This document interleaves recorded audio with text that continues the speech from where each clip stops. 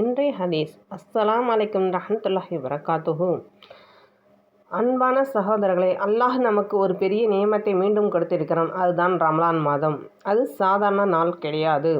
இந்த நாளில் அல்லாஹ் சுவர்க்கத்தின் கதவுகளை திறந்து விடுகிறான், நரகத்தின் கதவுகளை மூடி விடுகிறான், கட்டுப்படுத்தி விடுகிறான் சைத்தான்களை.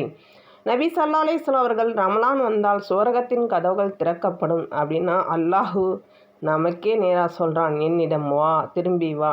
குர்ஆன் அதிகமாக ஓதுங்கள். ரமலான் மாதம், ரமலானின் 2ஆம் நாள் நம்ம வாழ்க்கையில் ஒரு நேற்று வரை செய்த பாவம் இன்றிலிருந்து விட்டுட்டு அல்லாஹுவை நோக்கி நடக்க ஆரம்பிக்கிற நாள்.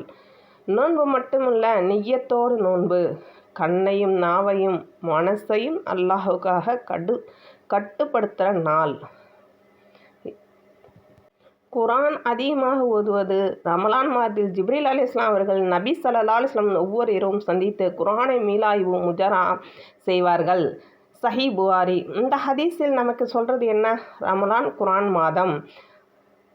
இந்த மாதத்தோட முக்கியமான அமல் என்ன தெரியுமா? குர்ஆன் ஓதுதல். நபி ஸல்லல்லாஹு அலைஹி வஸல்லம் அவர்கள் ரமலான் வந்தால் சாதாரணமாக இல்லை, அதிகமாக கவனமாக மனசோட குர்ஆன் ஓதுவார்கள்.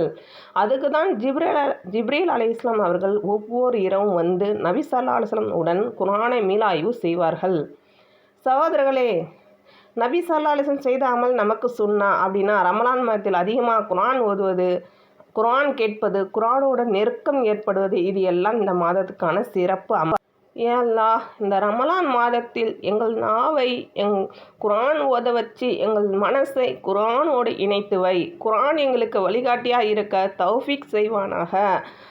ஆமீன் ஆமீன் ரப்பில் ஆலமீன். அஸ்ஸலாமு அலைக்கும் ரஹ்மத்துல்லாஹி வபரகாத்துஹு.